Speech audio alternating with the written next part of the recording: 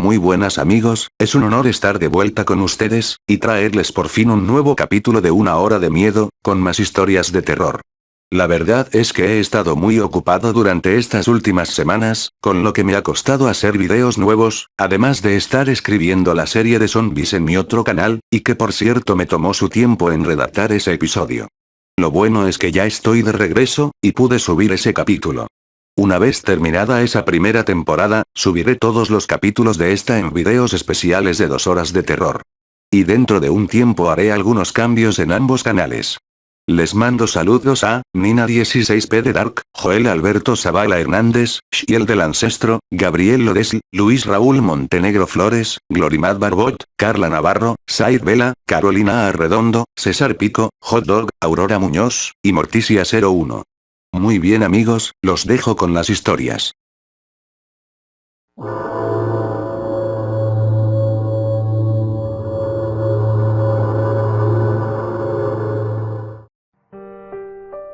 B es por Viaje en el Tiempo. Capítulo 3. Cuando llegaron a casa y vieron el dispositivo en mi muñeca, mis padres actuaron sin decirse nada el uno al otro. Mi papá bajó las escaleras inmediatamente, y mi mamá se sentó en la cama a mi lado y empezó a frotar mi espalda con cariño. No pasa nada, mi amor. Todo está bien, me reconfortó. Solo dile a mami lo que pasó. Y esto fue lo que le conté. Aburrido, recuerdo que se quejó Martín. Tu fiesta apesta, Harry. Todos estábamos agrupados en torno a la mesa de la sala de estar. Sara y Ron estaban sentados en las sillas a mi lado, mientras que Martín estaba al otro lado de la mesa. Inclinaba su silla hacia atrás, balanceándose sobre las 2 patas traseras, y recuerdo haber pensado que se veía genial. Anda, intervino Ron, tranquilízate. No es culpa de Harry que sus padres se tuvieran que ir. Tenían que ir al trabajo. O sea, tienen cosas muy importantes que hacer, ¿no, Harry? Dile. Recuerdo que guardé silencio. No sé si fue porque recibí mi educación escolar en casa hasta mi adolescencia, o porque me había mudado de una provincia a otra con frecuencia, pero nunca supe lidiar con la tensión o la ansiedad. Siempre que me ponía muy nervioso, me bloqueaba. Sentía como si hubiera sido así desde siempre. Sin importar en dónde estuviéramos, Nebraska, Dakota del Sur o del Norte, y ahora en las afueras de Kansas, siempre temía que las cosas fueran a salir mal. Sentía que, si hablaba o me exponía, podría embarrarla. Si fuera yo quien se estuviera inclinando sobre la silla como Martín lo hacía, más bien me caería. Sara respondió en vez de mí. Sí, Ron tiene razón. Deja de ser un imbécil, Martín. No has hecho nada más que quejarte desde que llegamos. Miren, chicos, habló Martín. La única razón por la que vine fue porque escuché que los padres de Harry eran científicos locos o alguna mierda de ese tipo. Pensé que tendrían cosas interesantes por aquí, pero cuando llego, lo único que encuentro son 2 idiotas despistados y su hijo bueno para nada. Ni siquiera nos llevaron a Disneylandia como habían prometido. Incluso se fueron antes de traer el pastel. El pastel estaba en el refrigerador, prístino e intacto. No les había dicho, pero debía serlo. Quizás si les hubiera dicho entonces no habríamos hecho lo que hicimos después. Quizá no los habría condenado a todos. En cambio, dije. Se los puedo mostrar. Eso captó su atención, especialmente la de Martín. ¿Qué? Hablé lenta pero firmemente. Mis padres trabajan para el gobierno. La llamada que recibieron fue de ellos. Por eso se tuvieron que ir. Realizan la mayor parte de su trabajo en un laboratorio, pero tienen algo en nuestro sótano. Y se los puedo mostrar. Eso los dejó perplejos. Ron y Sara eran los únicos amigos que había hecho desde que mis padres dejaron de educarme en casa, y me mandaron a una escuela pública. Ni siquiera ellos dos habían visto algo del trabajo de mis padres, y, a petición de mis padres, nunca había sacado el tema fuera de casa. Obviamente, hasta ahora.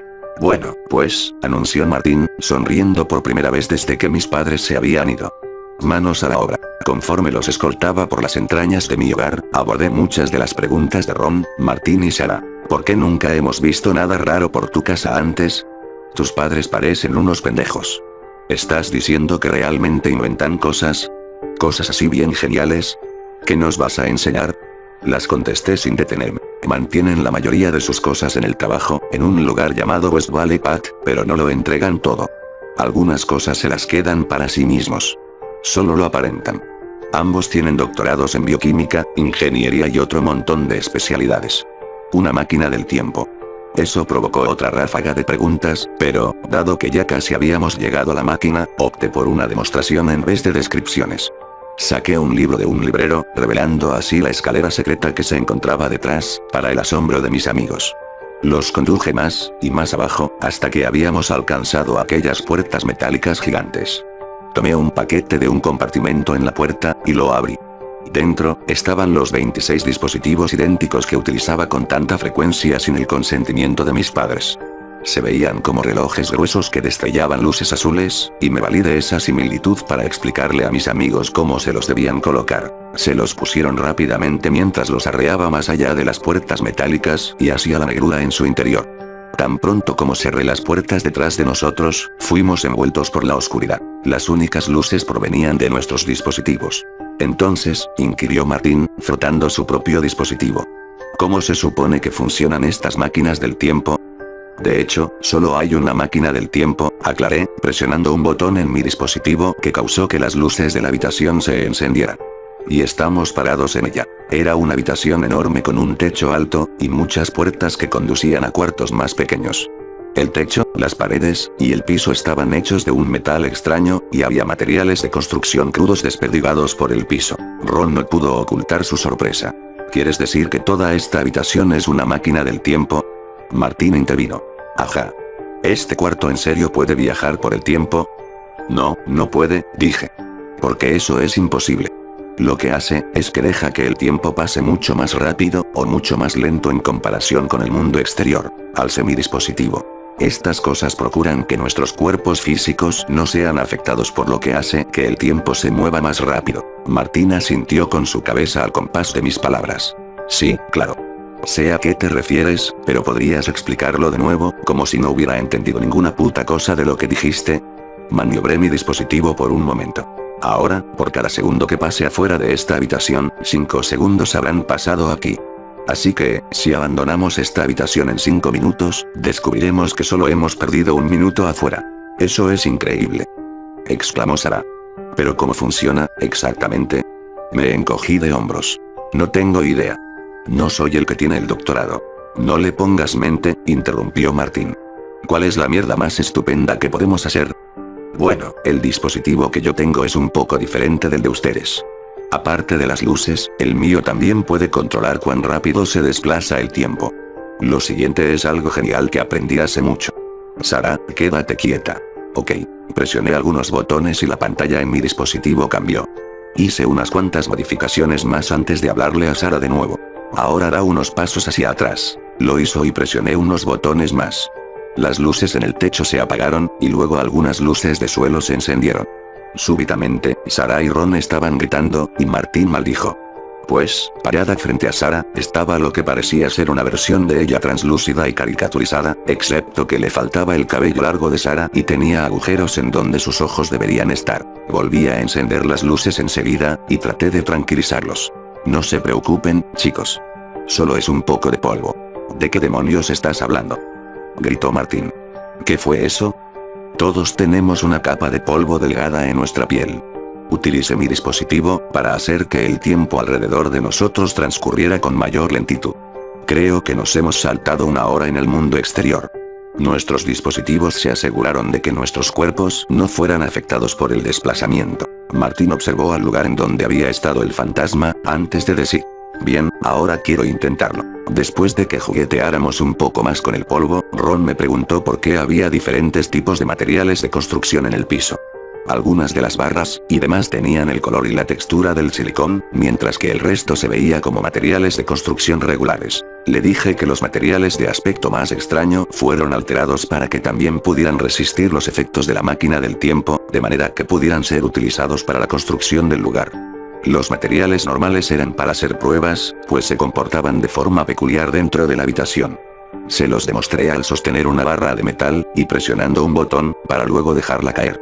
Ante la estupefacción de mis amigos, la barra cayó por el aire muy lentamente, hasta que se detuvo en el piso con suavidad. Mientras que ellos remedaban mis acciones usando otros materiales que yacían en el suelo, me dirigí rápidamente hacia la puerta y, tras anunciar que volvería enseguida, me escabullí de la habitación, asegurándome de cerrar la puerta para que la máquina siguiese funcionando, y ellos pudieran seguir jugando.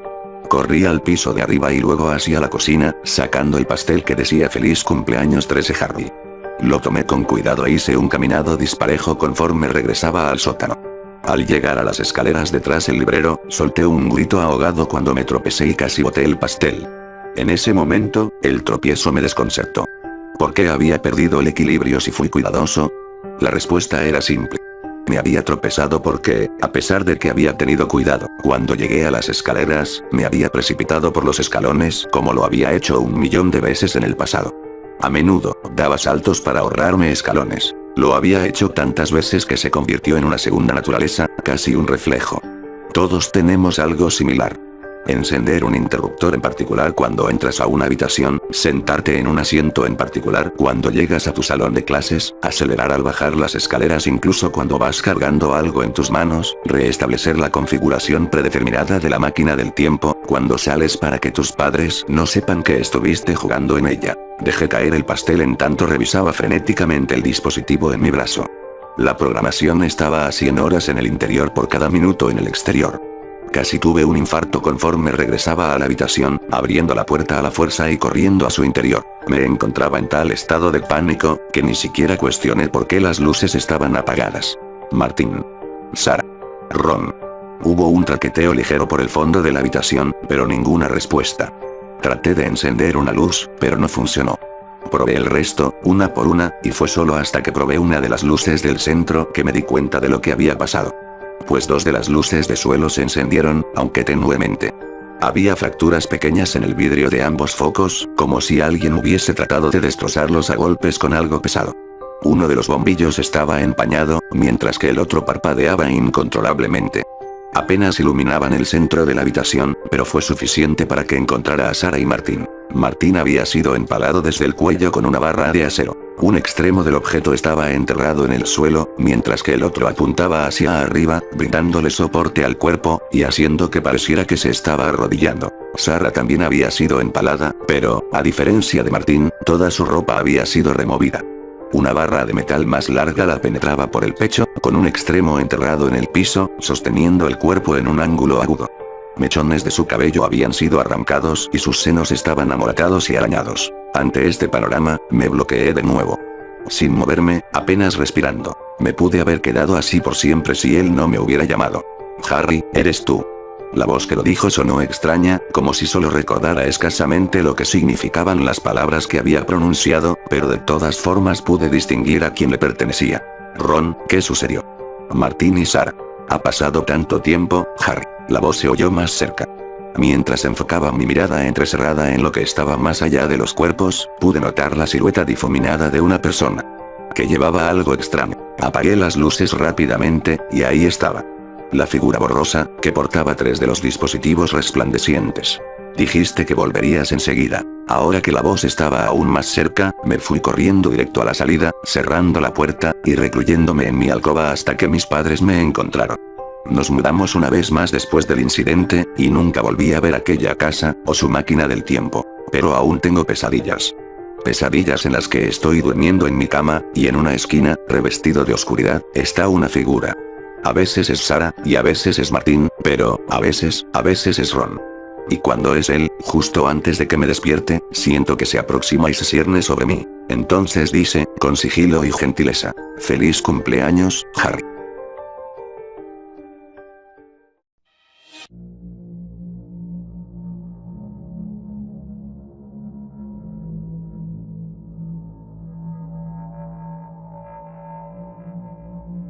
La casa con puertas marcadas. Cuando mamá y papá compraron la casa, creyeron que los rasguños cafés en las puertas de las habitaciones fueron por algún perro. Aunque cuando hablaron con el agente de bienes raíces, les dijo que los dueños anteriores no habían tenido uno. Mamá y papá reemplazaron las puertas. Pero se rindieron después de la tercera vez, pues los rasguños oscuros siempre regresaban a la mañana siguiente. Mis padres lo descartaron como algo relacionado con la calidad de la madera en el área. Papá dijo que ordenaría puertas nuevas en el exterior de la ciudad para fin de mes. Pero yo no pude esperar tanto tiempo. Una noche, decidí quedarme despierto y descubrir la verdad. Apagué todas las luces, me acosté en la cama viendo a la puerta y cubrí mi rostro con una sábana, dejando una pequeña abertura. Todo se mantuvo en silencio por la primera hora después de las 12. Pensé en ir al baño poco después de la 1, pero si decidía ir y asustaba a la cosa, entonces habría desperdiciado horas de sueño. Luché contra mi vejiga y esperé. A las 2, escuché el primer ruido. Sonaba como si algo estuviese siendo raspado. Como si alguien en la habitación de al lado desgastara la puerta con un desarmador. Aguanté la respiración y presté atención. Duró unos 20 minutos y, para entonces, tenía la certeza de que algo estaba ahí. Mi corazón latía con fuerza. Tenía ganas de salir corriendo, pero no sería capaz de vivir conmigo mismo a menos que supiera la verdad. El sonido se detuvo y fue retomado en intervalos. Pensé en ir donde mamá y papá, pero, a juzgar por las demás noches, nadie saldría herido. Fuera lo que provocara esos rasguños, solo estaba interesado en las puertas. Y si esperaba lo suficiente, quizá podría atrapar al responsable. Mi paciencia se diluía con cada minuto que pasaba. Mi vejiga pulsaba, amenazando con explotar. Apreté los dientes y junté las rodillas. Justo después de las 3 de la mañana, el sonido regresó, y más cerca. Podía ver una sombra moviéndose en la oscuridad del pasillo. La cosa, fuera lo que fuera, se detuvo a solo unos pasos de distancia. Raspó la puerta de mamá y papá. Luego pasó a la mía. Preparé mi mano en el interruptor de la luz. La criatura se enfocó en mi puerta. Cada rasguño era como tiza sobre madera. Sonaba hambrienta, como si devorase las ranuras. Mi corazón golpeaba mi pecho, oídos y el reverso de mi cabeza. Me quería mover, pero el miedo me retenía en mi sitio. La cosa oscura se desplazó por la alfombra, exhalando entre el sonido chirriante de la madera siendo raspada. Era ahora o nunca. Salté de la cama, encendí la luz y jalé la puerta, y luego grité en tanto retrocedía hacia la cama. Eran mamá y papá quienes raspaban la puerta de mi habitación. Sus uñas descubiertas, ojos inexpresivos, y anunciando palabras insonoras.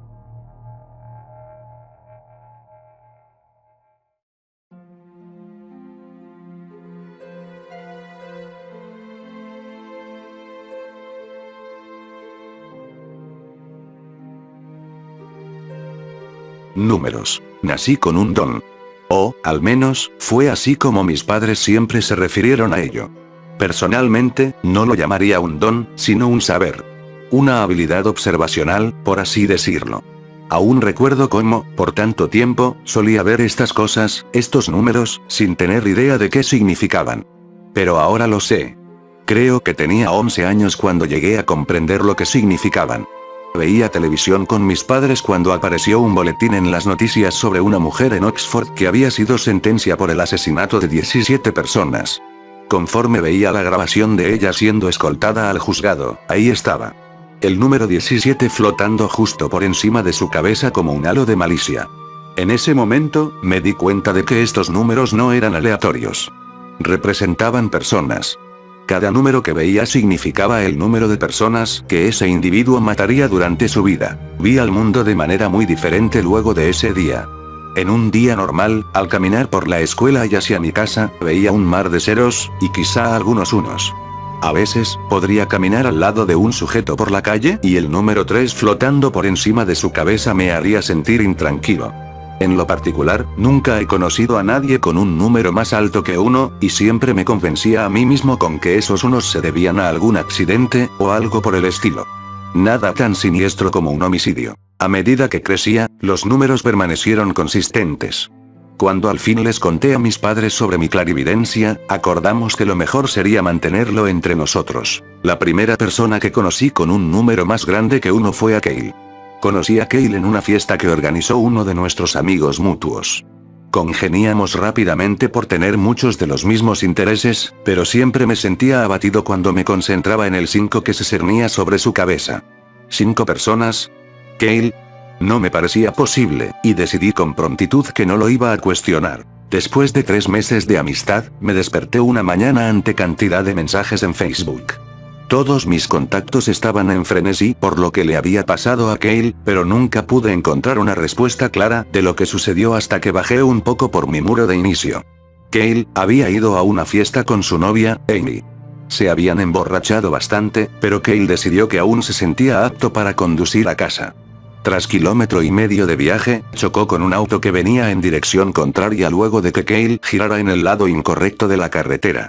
Las publicaciones decían que el accidente fue bastante grave, y que su novia murió al instante. Por más sorprendente que era esta noticia, una parte de mí no podía evitar sentirse culpable. Había sabido que Kale iba a matar a alguien, pero no pude haber sabido a quién o cuándo, ¿verdad? En tanto me seguía adentrando en las publicaciones, descubrí más acerca del auto contra el que Kale se había estrellado. El auto se volteó por el impacto y rodó hasta una cuneta al costado de la carretera. El conductor, un compañero nuestro en el colegio, había muerto al instante. Sus 3 amigos, que eran sus pasajeros, murieron en el hospital por sus heridas críticas. 5 personas. Kale asesinó a 5 personas esa noche. Y yo supe que iba a pasar. Cargué con la culpa de ese accidente por un largo tiempo. Traté de hablar con mis padres al respecto y ellos trataron de empatizar conmigo, pero sabía que no lo entendían. De hecho, fue muy difícil para cualquiera el entender por qué me estaba sintiendo de esa forma, hasta que conocí a Melanie. La mujer más hermosa que había visto. Empecé a salir con ella alrededor de 8 meses después del accidente de Kale, y sentí una conexión con ella que nunca había sentido con nadie más. Fue la primera persona después de mis padres a la que le conté de mi don, y me sentí muy aliviado cuando no se asustó ni me dejó. Fue muy tierna y comprensiva conmigo. Tenía una gran curiosidad al respecto, acompañada de una reserva interminable de preguntas. Me sacó de onda cuando se me quedó viendo, ampliando la mirada, y me preguntó qué número se encontraba arriba de su cabeza. Ella era un 0. Le dije esto, y casi fue como si pudiera haber visto una pequeña onda de alivio traspasándola. Yo amaba todas las preguntas que me hacía, se sentía bien que finalmente fuera capaz de hablar con alguien al respecto y que estuviera genuinamente interesada en lo que tenía que decir. Habíamos sido novios por más de un año cuando me preguntó algo que mis padres nunca me habían preguntado. Jamie, ¿podemos hablar? Se me acercó con timidez. Sí, por supuesto. Pues, siempre he querido preguntarte esto, pero nunca pude encontrar el momento indicado porque siempre me pareció un tanto personal. Anda, estoy seguro de que para este punto no hay nada que puedas preguntarme que vaya a ser demasiado personal. Me reí. Bueno, está bien. Lo que me preguntaba es cuando te ves en el espejo, ¿hay algún número encima de tu cabeza? Alzó la mirada con curiosidad. Sus grandes ojos verdes estaban fijados en mí. De hecho, sí. Cuando me veo en el espejo, puedo ver el número 13, le dije, agachando la cabeza. Oh por Dios, murmuró mientras daba un paso hacia atrás. ¿Hablas en serio? No, obvio que no, contesté, incapaz de contener la sonrisa que crecía en mi rostro. Soy un 0, al igual que tú. Melanie y yo nos casamos hace poco más de 2 años, y, hace un par de días, recibimos nuestro primer bebé a este mundo. Una bebé hermosa y saludable, Elizabeth. Nunca he experimentado un amor similar al que siento cuando contemplo su rostro encantador. El sentimiento que se abulta en mi pecho cuando su manita se enrosca en mi dedo es como ningún otro. Noto más y más, cómo mi esposa se enamora de nuestra hija cada vez que la carga. No sé cómo decírselo. No sé cómo decirle que, cuando veo a nuestra bebé dulce y perfecta, siento que mis entrañas se tensan por la culpa. Porque cuando veo por encima de su rostro encantador, veo el número 148,327. Tampoco sé cómo decirle que, el día que nuestra hija nació, el número de Melanie cambió de un 0 a un 1.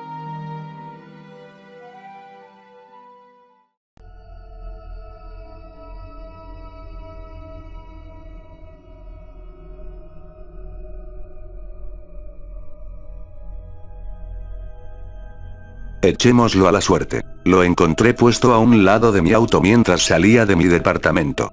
No sé por qué lo recogí. ¿Qué infinidad de centavos habré ignorado, siguiendo con mis asuntos? ¿Docenas? ¿Cientos? Pero, por alguna razón, este me atrajo. Este centavo desgastado y oxidado. Cuando llegué a mi escritorio en el trabajo, empecé a sacar el contenido de mis bolsillos. Teléfono celular. Billetera. Llaves. Centavo. Phil, uno de mis colegas, entró a mi oficina. Llevaba 2 emparedados de desayuno en sus manos, de nuestro desayunador preferido. Oye, Steve. Solo tenían suficiente tocino para uno de los emparedados. El otro es de salchicha. Sé que a ambos nos gusta el tocino, así que nos echamos un pulso. Me dijo riendo. Bajé la mirada al centavo. El rostro de Lincoln, con una tonalidad fina de verde, me estaba observando. Echémoslo a la suerte. El ganador se queda con el tocino. Phil asintió y tiré la moneda. Cuando alcanzó su ápice, escogí cara. Cayó en mi palma y le di la vuelta encima del reverso de mi mano. Cara. Me terminé mi emparedado y seguí con mi día. Tras alrededor de una hora, empecé a darme cuenta de que iba a ser un día lento. Ninguna orden nueva. Ningún correo nuevo. Y cada respuesta de correo que recibí fue una notificación de ausencia. Naturalmente, era el día previo a una fiesta patria. Todos estaban disfrutando sus vidas. Mientras tanto, yo estaba atascado en la oficina viendo mi Outlook fijamente. Por la hora del almuerzo, llegó mi jefe con Phil detrás de él. Bueno, las cosas van lento y muchos se están yendo temprano. Solo necesito a uno de ustedes en caso de que el equipo tenga algún problema. Decidan quién podrá irse temprano. Cuando mi jefe se fue, Phil se me quedó viendo. Pues, tú te quedaste con el emparedado, así que... Ni verga. Tú te fuiste temprano el viernes pasado y el viernes antes de ese. Anda. Tengo planes para esta tarde, dijo con nerviosismo. Pase mi atención al centavo. Pude haber jurado que el buen Lincoln me guiñó un ojo. Echémoslo a la suerte. No me tomó mucho empacar mis cosas y dirigirme a la salida. Podía sentir a Phil clavándome la mirada por detrás. Lo siento, viejo amigo. Pero hoy es mi día. Cruz nunca falla. Contemplé el centavo y le dediqué una sonrisa de complicidad. Me dirigí a Walmart para comprarle algunas flores a mi esposa. Quería sorprenderla, y quizá llevarla a una cena temprana. Después me dirigí a la estación de combustible. Mientras estaba pagando, noté los boletos de la lotería. Mierda, ¿por qué no? Hoy todo estaba resultando a mi favor. ¿Cuál debería escoger? Me pregunté. Agarré el centavo de mi bolsillo. Cara, 7 7s. Cruz, pata de conejo de la suerte. Lancé la moneda. Cruz. Pata de conejo de la suerte. Raspé el boleto mientras seguía parado a un lado de la caja registradora. 1, 2, 3 patas de conejo de la suerte. Raspé el premio. $250. Afortunadamente, la cajera tenía suficiente para pagarme las ganancias. Me fui dando saltos a mi auto, dinero en mano, y regresé a casa. Llegué a mi departamento y me dirigí a la puerta. Estaba entreabierta. Mi corazón dio un vuelco cuando la abrí lentamente. Podía escuchar la ducha de la habitación principal. Mi esposa gritó desde ahí. Oye, Phil, solo estoy tomando una ducha rápida. Perdón si me mandaste un mensaje, se me rompió el teléfono esta mañana. Casi sentí que las piernas me dejaron de funcionar. Me di la vuelta y cerré la puerta sigilosamente.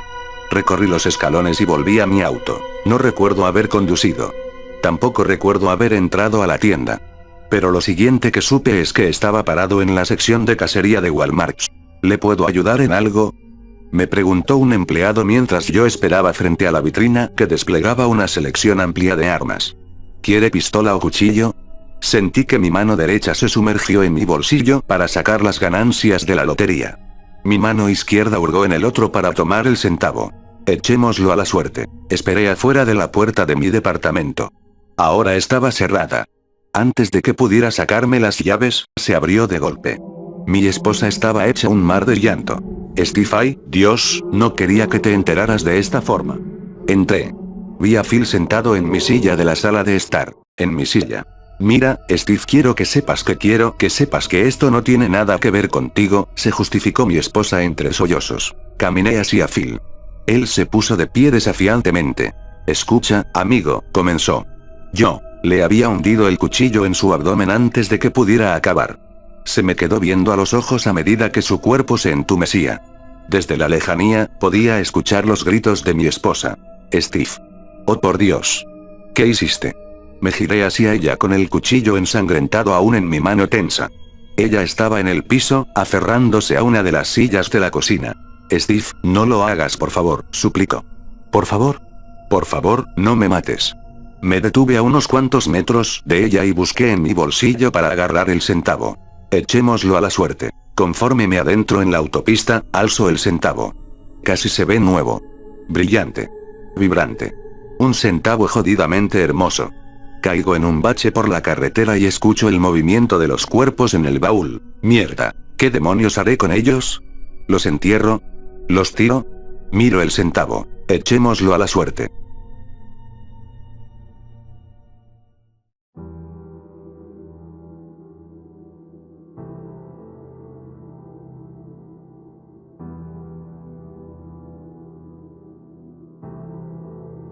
Mi familia estadounidense adinerada. Soy parte de una familia estadounidense rica, en un suburbio estadounidense rico, lleno de personas estadounidenses ricas. La vida es un infierno. Cada mañana, yo y el resto de las esposas nos levantamos a las 5 en punto.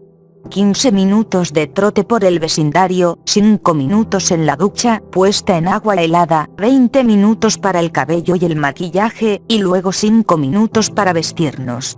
Si hemos logrado esto a tiempo, es decir, antes de las 5:45 am, es posible que se nos permita algo de comida sólida con nuestro café. Vivimos en suburbia. Blanca, adinerada y restringida. No se nos permite salir.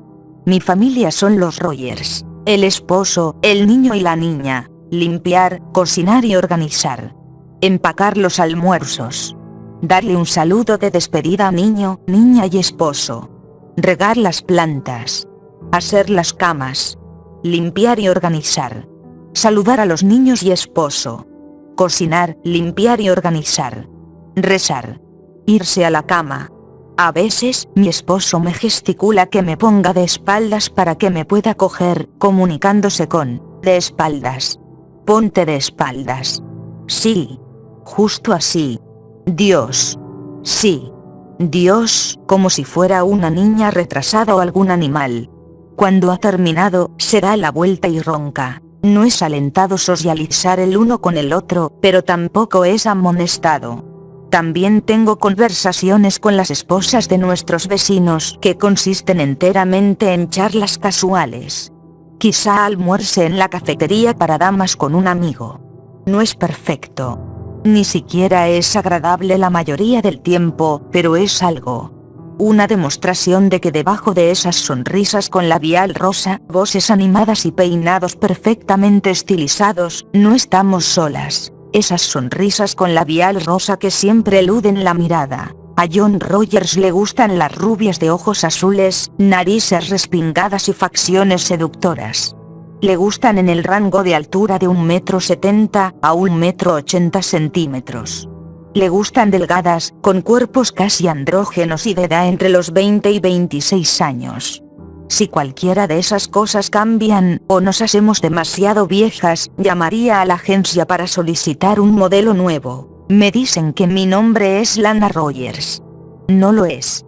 No sé cuántas Lana Rogers ha habido antes de mí, pero el niño y la niña ya son adolescentes, así que debieron de haber habido varias. Pero lo que sí sé, es que nací el 21 de noviembre de 1991.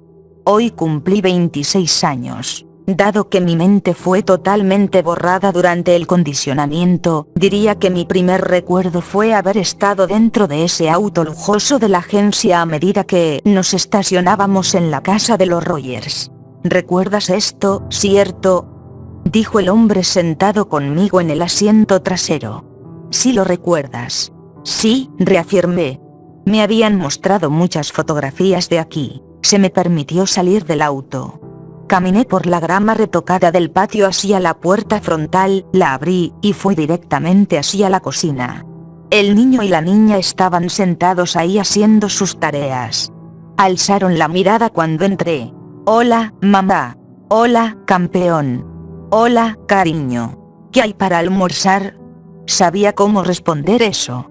Había sido interrogada sobre ello una y otra vez. Con una de esas sonrisas con labial rosa, fui al refrigerador y lo abrí. ¿Qué les gustaría? Mi esposo había llamado a la agencia con 6 semanas por adelantado, tal y como dictaba el protocolo, y me habían seleccionado y secuestrado de fuera donde fuera que provenía. Aunque la mayoría de las especificaciones de los regímenes de entrenamiento y condicionamiento se habían perdido en mi mente, a veces tenía destellos de ellos. Música ininterrumpida, diálogos, fotografías y un hambre aplastante. Pero no importaba. Había sido la esposa y madre de los Rogers por una semana cuando vi a Janet Brown por primera vez. Por alguna coincidencia, habíamos ido a nuestros jardines traseros al mismo tiempo para regar las plantas. A Don Brown le gustan las pelirrojas de ojos verdes, narices chatas y llenas de sonrisas. Le gustan en el rango de 1,60 a 1,70 centímetros. Le gustan delgadas pero voluptuosas. Le gustan entre las edades de 25 a 29 años. Buenos días, me dijo. Buenos días, contesté. Sonreímos. Nuestros ojos se cruzaron y se enlazaron en una mirada fija, y noté algo que envió un estremecimiento por mi estómago. Su sonrisa, a diferencia de todas las otras esposas había visto, era roja como el infierno. Realmente no sé si tenía la capacidad para desear a una mujer desde antes de que me convirtiera en una esposa. Pero después de algunos días de cortejo tentativo, cuando Janet se saltó la cerca, inclinó su quijada y se puso de puntillas para besarme, me descubrí besándola de vuelta. La vida se tornó más brillante después de eso. Mis despedidas hacia los Rogers por las mañanas se volvieron solo un poco más entusiastas, porque sabía que una vez que se fueran, iba a poder salir por el jardín para estar con Janet hasta que regresaran a casa. Solíamos hablar con mucha frecuencia. Nos quedábamos ahí, fuera de vista entre los arbustos y matorrales, y nos abrazábamos, y charlábamos y llorábamos. Nos quitábamos a besos las lágrimas en nuestros rostros. A veces hacíamos el amor. Era una manera de olvidar, y de no sentirnos solas. Lana y Janet contra Suburbia. Pasaron los años. El tiempo. Nos enamoramos. Oye, me dijo una vez. En verdad me gustas. Me reí, y bajé la mirada hacia la posición vagamente comprometedora en la que nos encontrábamos. Me doy cuenta. Se acercó para retirar un mechón de cabello de mi rostro con su pulgar. Y luego, con esa sonrisa roja devastadora, dijo, así no. Eres tan hermosa. Pero he hecho cosas con otra esposa antes, y tú eres diferente a ella. Te he conocido por todo este tiempo, y joder que me gustas mucho, pero mucho. Nuestras fechas de caducidad se avecinaban. Una noche, una camioneta se estacionó frente a la casa de los Brown. Partió no mucho tiempo después. Y la mañana siguiente, cuando fui al jardín trasero para encontrarme con Janet, no estaba ahí. Buenos días, le dije a la pelirroja de ojos verdes y nariz chata que estaba regando las plantas. Me lanzó una sonrisa con labial rosa. Una puta sonrisa con labial rosa. Buenos días. Janet había sido reemplazada. Se había ido. Se había ido, y nunca más la iba a ver. Estando de pie en ese momento, pude haber caído sobre mis rodillas y vomitado el café que había tomado para el desayuno, pero eso no sería suficiente, así que levanté la regadera y me obligué a decir, ¿cómo te encuentras esta mañana? Esa noche, se me ocurrió que ya había completado más de la mitad de mi racha como la esposa y madre de los Rogers. Tenía 23 años de edad. Lenta pero seguramente, me estaba convirtiendo en noticias del pasado. Leche agria. Carne muerta. John Rogers, quien alguna vez me había dejado adolorida por la urgencia de sus cogidas, se estaba empezando a cansar de mí. Esa noche quemé la cena por primera vez en la historia. John se puso de pie, azotó mi rostro contra la mesa del comedor y gritó hasta quedar afónico mientras el niño y la niña observaban sentados. Perra inútil. Zorra fea, maldita furcia estúpida de mierda.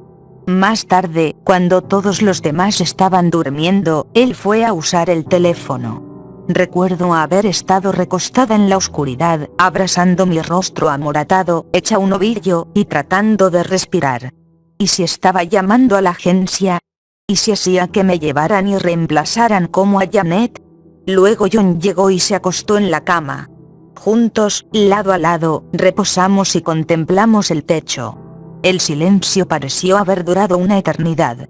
Y entonces dijo, finalmente, no lo vuelvas a hacer, Lana. No lo haré, aseveré. No lo haré, John. Pese a que pudo haberme hecho más fácil la vida, no habría sido capaz de involucrarme con la nueva Janet Brown. Sin importar cuánto se haya parecido a mi Janet, era demasiado diferente. O quizá era muy semejante a todas las demás, con su boca rosada y ojos inertes. Nuestros vecinos de al lado eran los Millers, y eran enanos y gordos. Esposo gordo, niño gordo 1, niño gordo 2 y bebé gorda. El único miembro de la familia que no era gordo era la esposa, Susan. Prácticamente era una amazona. Supongo que Don Miller debió de haber especificado su gusto por mujeres fuertes. Susan fue la única esposa que he sabido que enloqueció. Hace alrededor de un año, John y yo fuimos despertados tarde por la noche por gritos. Nos miramos el uno al otro, unidos bajo la misma confusión, antes de apresurarnos al piso de abajo y luego hacia afuera para ver qué era lo que estaba sucediendo. Verán, los Millers tenían una parrillada de cerdo anual. Todas las familias de la calle estaban invitadas. Todos nos reuníamos alrededor de la asadora después de unas cuantas horas de risas y socialización forzada, y Susan nos cortaba rebanadas saladas de carne de cerdo.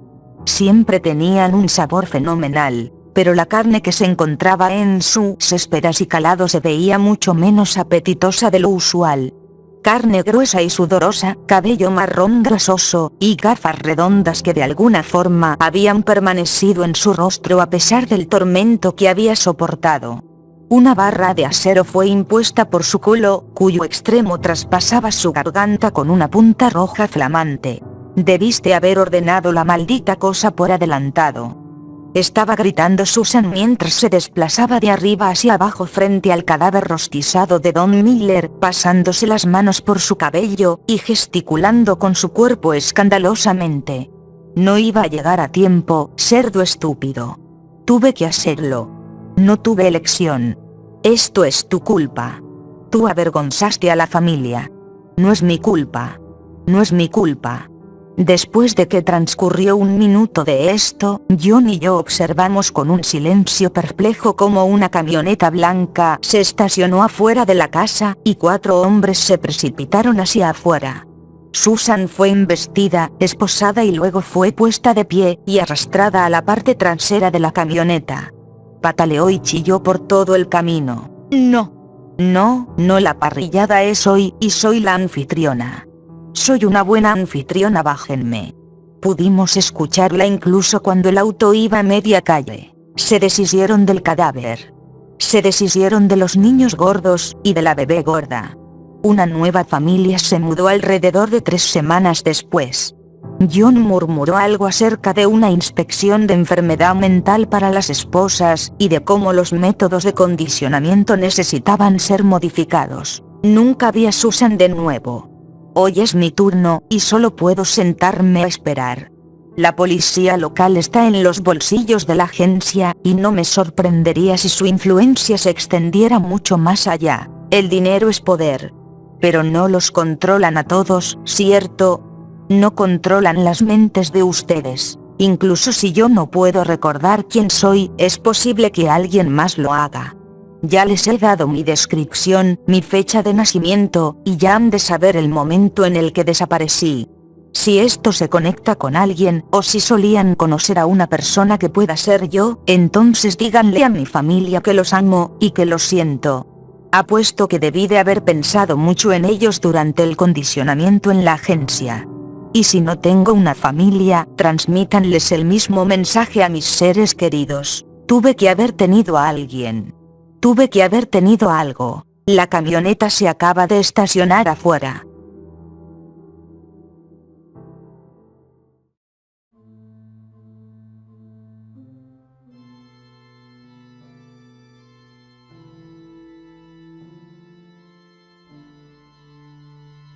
Nuestro hijo adicional fue para experimentos. Imagina estar perdido en el océano abierto, achicando frenéticamente el agua de una balsa hundiéndose, la cual se rellena tan rápido como la vacías. Nunca serás encontrado, nunca serás salvado. Tarde o temprano, necesitarás descansar y frenar tu vigilancia constante, pero aún te opondrás a las olas tanto como puedas. Por más imposible, el temor hacia esa agua oscura es más real que todo lo demás, en tu mundo moribundo. Eso es lo que ser madre fue para mí. Solía pensar que la peor cosa en la vida era no obtener lo que querías. En mi caso, lo que quería era comenzar una familia, algo con lo que me había obsesionado desde que era una niñita, tratando de asegurarme de que todas mis muñecas se graduaran exitosamente, y tuvieran familias propias.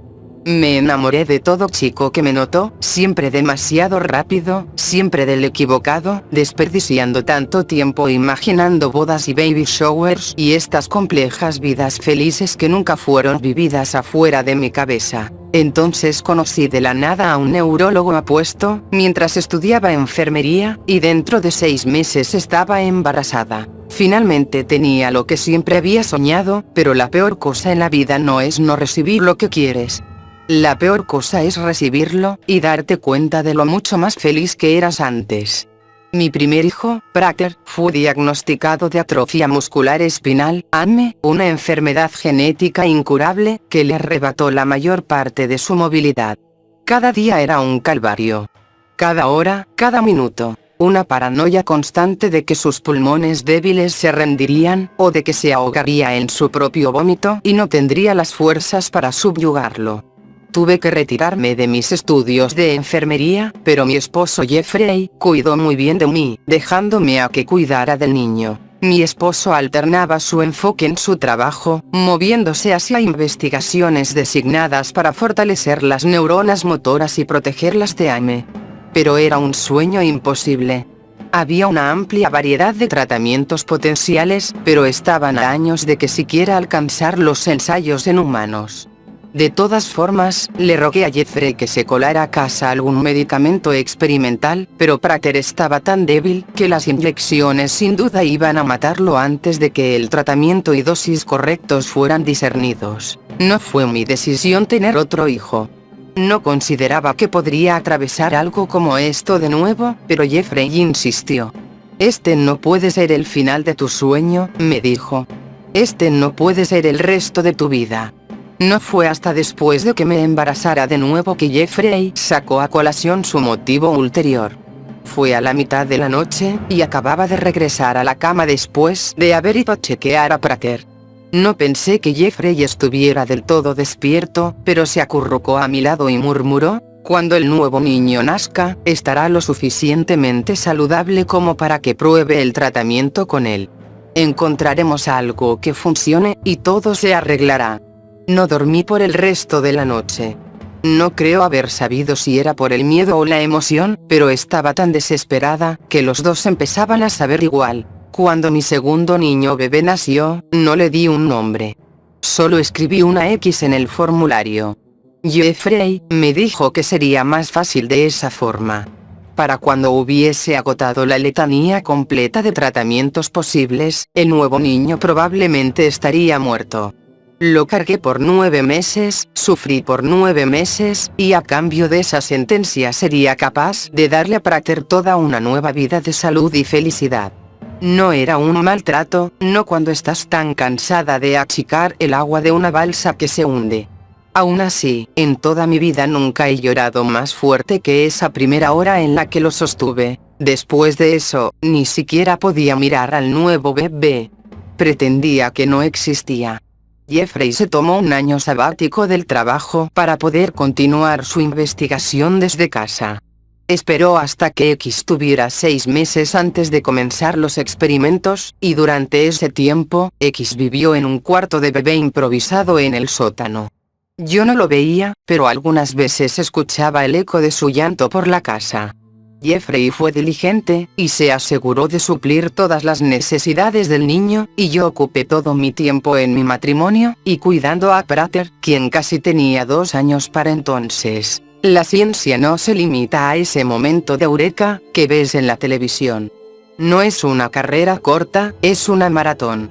Aún había tanto que no se sabía sobre la enfermedad, e incluso en condiciones ideales, y con un experimento adecuado usando grupos de control y pruebas A y B, habría tomado años.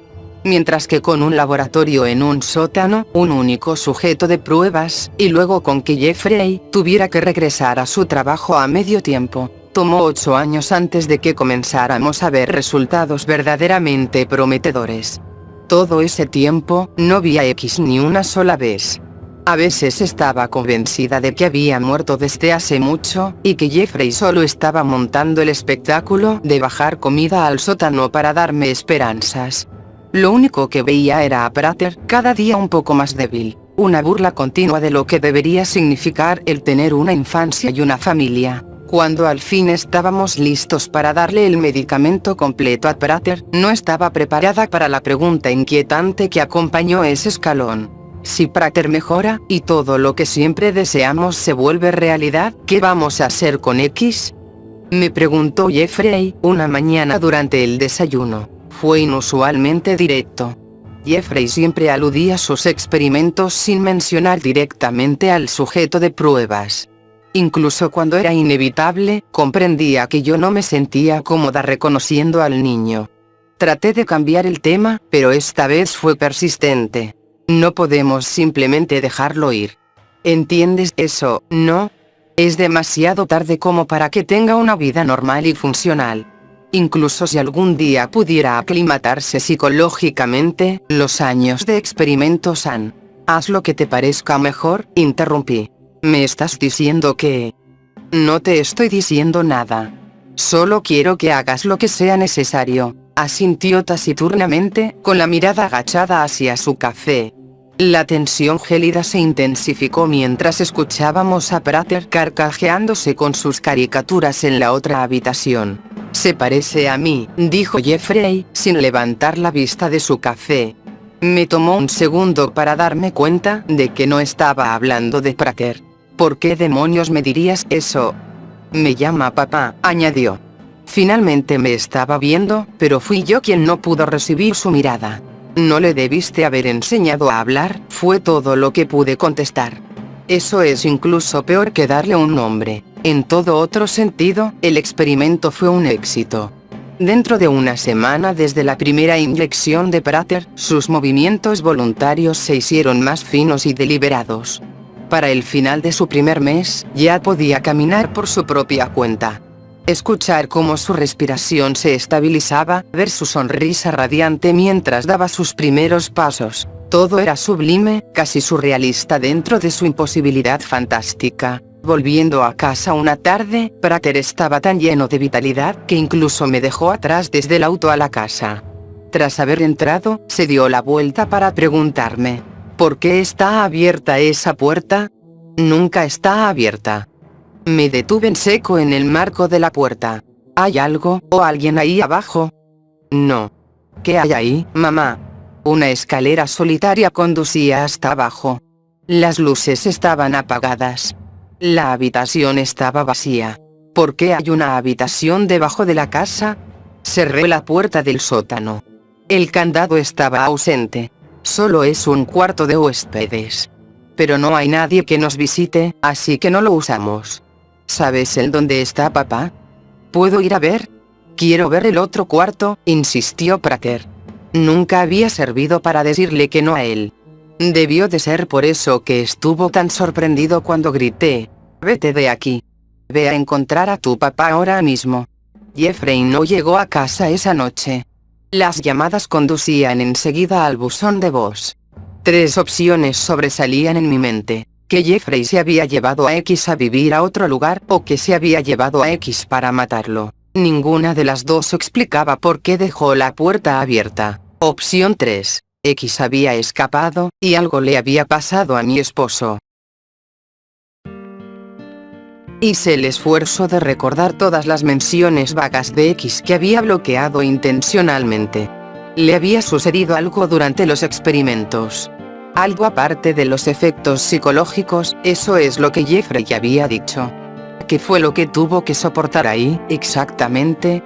El pensamiento había cruzado mi mente una cantidad innumerable de veces en el pasado, pero lo había reprimido tanto, que nunca me tomé el tiempo para reflexionar sobre ello.